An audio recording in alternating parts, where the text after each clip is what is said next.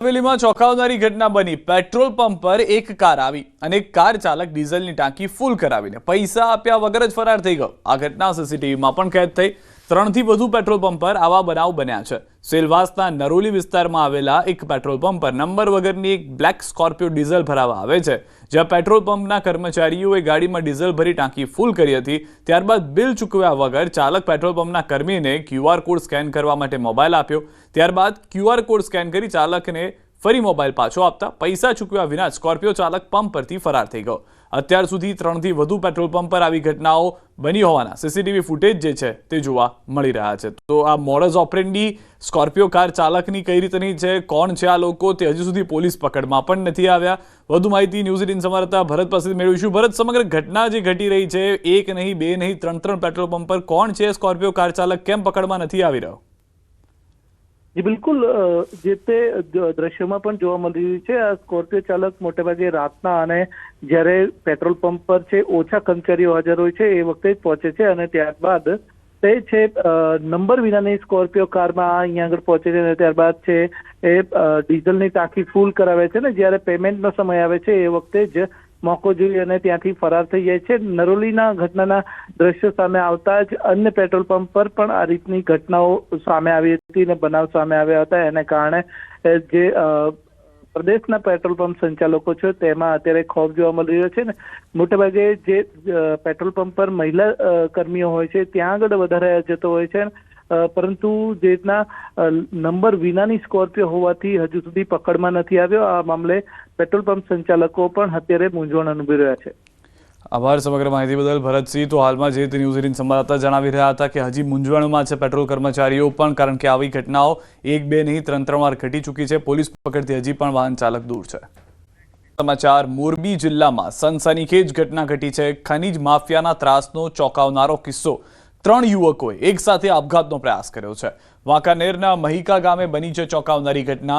લીઝની માથાકૂટમાં 3 યુવાનોએ ઝેરી દવા પીધી। સારવાર દરમિયાન એકનું મોત થયું। બંને યુવાનો હાલમાં રાજકોટ સારવાર હેઠળ હોવાની માહિતી છે।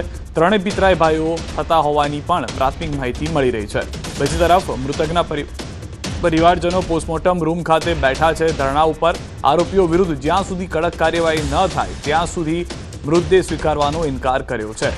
હાલમાં જે જાણકારી મળી રહી છે તે પ્રમાણે ખનીજ માફિયાઓના ત્રાસના કારણે જીવન ટૂંકાવવા માટેનો પ્રયાસ જે છે તે કરવામાં આવી રહ્યો છે। 3 યુવકો એકસાથે આપઘાતનો આ પ્રયાસ કર્યો છે। સમગ્ર ઘટના જે છે તે લીઝની માથાકૂટના કારણે શરૂ થઈ હતી અને ત્યારબાદ 3 યુવકો તેના કારણે ભારે હાલાકીનો સામનો કરી રહ્યા હોવાની જાણકારી મળી રહી છે। હવે ખનીજ માફિયાઓને કેમ સકંજામાં લેવામાં નથી આવ્યા, યુવકોની આ પરિસ્થિતિ કેમ સમજવામાં નથી આવી, તેને લઈને મોરબી જિલ્લામાં હાલમાં અલગ અલગ સવાલો ઊભા થઈ રહ્યા છે। વાંકાનેરના મહિકા ગામે આ ઘટના બની હોવાની જાણકારી છે। પરિવારજનોના પણ દ્રશ્યો આપ જોઈ રહ્યા છો। પોસ્ટમોર્ટમ રૂમની બહાર તેઓ ધરણા પર બેસી ગયા છે। તેઓની સ્પષ્ટ અને એક જ માંગ છે કે જે પણ ખનીજ માફિયાઓ છે તેઓ સામે કડકમાં કડક કાર્યવાહી કરવામાં આવે। એ મારા ભાઈ છે અને આજે અત્યારે એક છોકરો ફેલ થઈ ગયો અને 2 અત્યારે હયાત હોસ્પિટલમાં છે। એ મારા ભત્રીજા છે। પરિવાર ઉપર તો અત્યારે આ ફાઇટો એમ માની લેવાનું રહે, કારણ કે એક દીકરો વહી ગયો ને હજી 2 સિરિયસ છે અને અમારી માંગ એવી છે કે મારા ભાઈને ન્યાય મળવો જોઈએ। કાલ 9 વાગે આ બનાવ બન્યો। એ લોકો લોડર લઈને આવ્યા, અમારી વાડી હોરું હાઈકો, બરાબર, વાડી હોરું હાઈકો એટલે ના પાડી એટલે માથાકૂટ છે અને એ ઓલા લોડરવાળા કે અમે હમણાં આવી છીએ, બરાબર, લોડરવાળા કે હમણાં આવી છીએ। પછી વિઠ્ઠલ મોતી, ભરત વિઠ્ઠલ અને ગોબર અને અમારા ગામનો સરપંચનો ભાઈ હનીફ મહંમદ, એ આ હંધાય ભેગા સંડવાયેલા છે। હાલમાં ન્યૂઝ 18 સંવાદદાતા રવિ અમારી સાથે જોડાઈ ગયા છે। રવિ, જે રીતની સમગ્ર ઘટના ઘટી છે, શું જાણવા મળી રહ્યું છે સમગ્ર ઘટનામાં? વાંકાનેરના મહિકા ગામ પાસે લીઝના કારણે એક માથાકૂટ થઈ હતી। એમાં 3 યુવાનોએ ઝેરી દવા પીધી છે। 3 યુવાનોએ ઝેરી દવા પીતા એકનું સારવાર દરમિયાન રાજકોટ ખાતે મોત નીપજ્યું છે। એ 3 પિતરાઈ ભાઈઓ હોવાનું સામે આવ્યું છે। યશ હરિભાઈ નામના યુવાનનું મોત થયું છે। કલ્પેશ વિનોદ બાંભણિયા અને વિશાલ વિનોદ બાંભણિયા બંને અત્યારે સારવારમાં છે। તેમનો પરિવાર પોસ્ટમોર્ટમ રૂમની બહાર ધરણા પર બેઠો છે અને પોલીસનો કાફલો પણ ત્યાં તપાસ માટે પહોંચ્યો છે। કેટલા સમયથી આ પરેશાનીનો સામનો કરતા હતા, પરિવારજનો તરફથી શું કહેવામાં આવી રહ્યું છે તે વિશે કોઈ જાણકારી રવિ? સવારથી જ તેમનો પરિવાર રાજકોટ ખાતે હોસ્પિટલે છે, તો તેમની સાથે કોઈ સંપર્ક થઈ શક્યો નથી. એમનો પરિવાર પણ અત્યારે કોઈના સંપર્કમાં નથી હાલ. આભાર રવિ સમગ્ર માહિતી બદલ. તો રવિ જે ન્યૂઝ 18 સંવાદદાતા છે તેઓનું કહેવું છે કે હાલમાં તમામ જે પરિવારજનો છે તેઓ હોસ્પિટલ ખાતે પહોંચી ચૂક્યા છે. જે 3 યુવકો છે તેઓને બચાવવા માટેના પ્રયાસ ઓપરેશન થિયેટરથી લઈને તમામ જગ્યાએ કરવામાં આવી રહ્યા છે. ખનીજ માફિયાના ત્રાસનો ચોંકાવનારો આ કિસ્સો છે. હાલમાં 3 યુવકો એકસાથે આપઘાતનો આ પ્રયાસ કર્યો હોવાની જાણકારી છે અને વાંકાનેરના મહિકા ગામે આ ચોંકાવનારી ઘટના બન્યા બાદ પરિવારજનો ડઘાઈ ગયા હતા. તેઓ તુરંત હોસ્પિટલમાં સારવાર માટે પહોંચવા માટેના પ્રયાસ કરી રહ્યા હતા, જેમાં સારવાર દરમિયાન એક યુવકનું મોત નિપજી ગયું છે તે જાણકારી મળી રહી છે. અન્ય 2 જે યુવકો છે તે હજી પણ સારવાર હેઠળ હોવાની પ્રાથમિક માહિતી પ્રાપ્ત થઈ રહી છે. જે રીતે જાણકારી પ્રાપ્ત થઈ છે તે પ્રમાણે 3 યુવકોએ આપઘાતનો પ્રયાસ કર્યો, જેમાંથી એક યુવકનું મૃત્યુ થયું છે. બાકીના 2 યુવકોને ડોક્ટર તરફથી સુવિધા આપી ટ્રીટમેન્ટ આપી અને બચાવવાનો પ્રયાસ કરવામાં આવી રહ્યો છે. સમગ્ર ઘટના જે છે ત્યાં લીઝની માથાકૂટથી શરૂ થઈ હતી. ખનીજ માફિયાનો ત્રાસ જે છે તે સતત વધી રહ્યો છે અને તેના કારણે જ આ પરિવારને પણ હાલાકીનો સામનો કરવો પડી રહ્યો છે. અલગ અલગ વિસ્તારમાં આ પહેલા પણ આક્ષેપો થઈ ચૂક્યા છે કે પોલીસની મિલીભગત છે, સાથમાં જ અન્ય અધિકારીઓ જે છે તેની મિલીભગત જોવા મળી રહી છે કે જેના કારણે ખનીજ માફિયાઓ બેફામ થઈ જતા હોય છે. જે કોન્ટ્રાક્ટ છે, જે નિયમો છે તેનું ઉલ્લંઘન કરવામાં આવતું હોય છે અને એક સામાન્ય વ્યક્તિથી લઈ અને તમામ લોકો કે જે તેના માલિક છે તેઓને પણ હાલાકીનો સામનો કરવો પડતો હોય છે. તો ખનીજ માફિયાઓનું આ જે નેટવર્ક છે તે સતત ગુજરાતમાં પ્રસરતું હોય તેવું જોવા મળી રહ્યું છે. એક ઘટના સૌરાષ્ટ્રના મોરબીથી છે, પરંતુ આવી અલગ અલગ ઘટનાઓ અલગ અલગ વિસ્તારથી વારંવાર નજરે આવી રહી છે, સમાચારોમાં આવી રહી છે. તેમ છતાં કોઈ પણ પગલાં તેવા કઠિન લેવામાં નથી આવ્યા. વધુ માહિતી ન્યૂઝ 18 સંવાદદાતા હાર્દિક પણ અમારી સાથે જોડાઈ ગયા છે, તેમની પાસેથી પણ લઈશું. હાર્દિક, જે રીતની જાણકારી હાલમાં મળી રહી છે, એક વ્યક્તિ જે છે તેનું મૃત્યુ થયું છે, અન્ય 2 યુવકો હજી સારવાર હેઠળ છે. શું કહેવું છે પરિવારજનોનું, શું છે સમગ્ર ઘટના?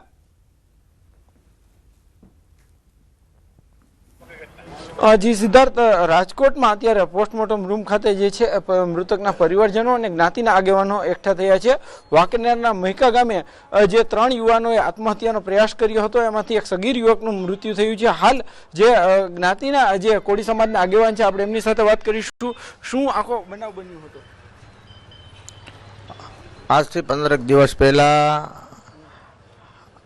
આ લોકોએ અરજી આપેલી અને એમને કંઈક માનસિક ટોર્ચર આપતા હતા. જે 50-60 વર્ષથી જમીન વાવતા હતા અને કંઈક વાડામાં આપેલી જમીન હશે, તો ત્યાં કંઈક લીઝ માં આ જગ્યા આવેલી છે આવું કહે અને એમને માનસિક ટોર્ચરને ખોટી રીતે દબાવવાના કંઈક પ્રયત્ન થતા હોય એટલે એમને અવારનવાર 2-3 વાર અરજી આપેલી, પણ એ અરજીને લઈ કંઈ વાત આગળ ન આવી. પછી કંઈક આમની ઉપર હા હવે એ કહેવામાં એવી રીતે આવે છે કે ભાઈ એમને કંઈ ત્યાં હુમલો કરવા માટે એ લોકો ત્યાં હથિયાર અને લોડર લઈને આવ્યા હતા અને પછી એ દોડી અને છોકરા 3 દવા પી ગયા. ચોક્કસથી આ જે અત્યારે આગેવાનો છે અત્યારે જે છે એ ભેગા થયા છે, કોળી સમાજના લોકો ભેગા થયા છે. બીજી તરફ પોલીસ દ્વારા પણ જે છે એ નિવેદનનું જે છે કાર્યવાહી હાથ ધરવામાં આવી રહી છે. જે મૃતકના પરિવારજનો છે તેમના દ્વારા જે છે અત્યારે નિવેદન પણ લેવામાં આવી રહ્યું છે. ખાસ કરીને મોરબીના વાંકાનેરના જે મહિકા ગામ છે ત્યાં સમગ્ર બનાવ બન્યો હતો અને આ બનાવને લઈને જે છે એક સગીર યુવક છે તેમનું જે છે મૃત્યુ થયું છે, જ્યારે અન્ય 2 વ્યક્તિ છે તે પણ અત્યારે સારવાર હેઠળ છે. અત્યારે જે રીતના આ સમગ્ર બનાવને લઈને વાંકાનેર પોલીસ છે તે અહીંયા પહોંચી છે અને પોલીસ દ્વારા જે છે મૃતકના નિવેદન બાદ જે છે જે શખ્સો સામે આક્ષેપ થઈ રહ્યા છે તેમની સામે પણ કે કાર્યવાહી કરવામાં આવશે. પરંતુ હાલ આ સમગ્ર ઘટનાને લઈને મૃતકના પરિવારજનો છે તેમાં પણ ક્યાંક આક્રોશ જોવા મળી રહ્યો છે. કડકમાં કડક કાર્યવાહી થાય તેવી પણ માંગ કરવામાં આવી રહી છે. હાલ જે સમગ્ર બનાવ બન્યો છે તેને લઈને જે છે એ મૃતકના પરિવારજનોમાં આક્રંદ સાથે આક્રોશ પણ જોવા મળી રહ્યું છે. હાર્દિક, સૌથી વધારે મહત્વની વાત એ છે કે આ પહેલા પણ આવી અલગ અલગ ઘટનાઓ બની છે. અહીંયા આગળ શંકાના દાયરામાં સરકારી કર્મચારીઓની ગતિવિધિ છે, તેઓના કાર્ય છે, પોલીસની ભૂમિકા છે.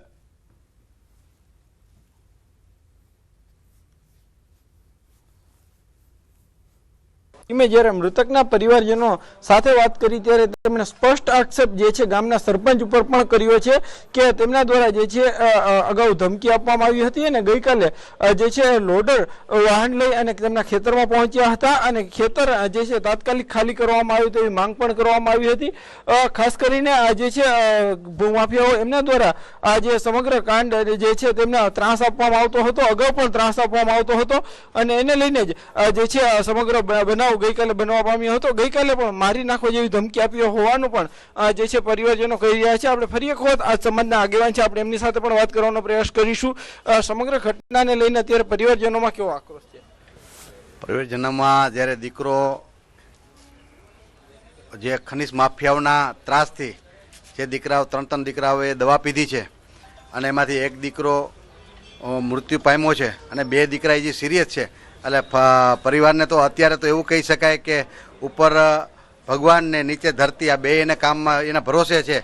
કારણ કે જે પ્રશાસનની જે આ લોકોને જે આપણને મળવી જોઈએ, જે આપણને અધિકારીઓ પદાધિકારીઓ જે દબાણમાં છે ને પોલીસ ખાતાથી અત્યાર સુધીમાં હજી એફઆઈઆર લેવામાં નથી આવી અને શું કારણ છે, કેના દબાવથી આવી છે કે રાજકારણના ખરેખર વાંકાનેરની પોલીસ જે છે એ કદાચ વાંકાનેરમાં જે પોલીસ છે એ કોઈ રાજનેતાઓની ગુલામ છે કે શું? આના ત્રીજો બનાવ છે કે વારંવાર અધિકારીઓ દ્વારા મૃતદેહવાળાને જેના માથે અન્યાય થયો હોય છે એને દબાવે છે, બરાબર, જ્યારે ગુનાખોરોને પ્રોત્સાહન કરે છે। ચોક્કસથી સિદ્ધાર્થ, આ જે પરિવારજનો છે તે આક્ષેપ કરી રહ્યા છે। બીજી તરફ પોલીસ જે છે અત્યારે નિવેદન નોંધી રહી છે। આપ દ્રશ્યોમાં પણ જોઈ શકો છો કે જે રીતના નિવેદન નોંધવાની કામગીરી છે તે હાથ ધરવામાં આવી રહી છે, ખાસ કરીને જે ગુનેગારો છે તેમની સામે। જી, તો હાર્દિક, જે રીતે આપ જણાવી રહ્યા છો કે જેમ ભૂમિકા છે પરિવારજનોનું પણ જે રીતનું કહેવું છે કે ભૂમિકા જે છે શંકાના દાયરામાં સરપંચથી લઈ તમામ લોકોની છે।